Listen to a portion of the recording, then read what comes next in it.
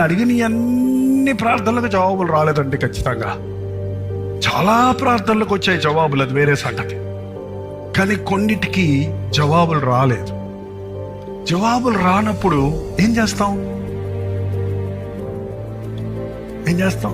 దేవుడి మీద కోపగించుకుంటాం, దేవుడు వినలేదనుకుంటాం, ఇంకా ప్రార్థన చేయటం వల్ల ప్రయోజనం ఏంటని నిరుత్సాహపడుతుంటాం.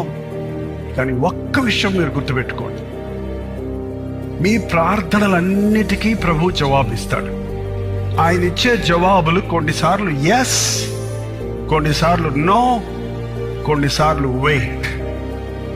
వెంటనే ఇస్తాడు అడిగిన వెంటనే, కొన్నిసార్లు నువ్వు అడిగింది నేను ఇవ్వనంటాడు, కొన్నిసార్లు వెయిట్ చేయి, నువ్వు అడిగినప్పుడు కాదు, నా నిర్ణీత కాలంలో నీకు జవాబు ఇస్తాను.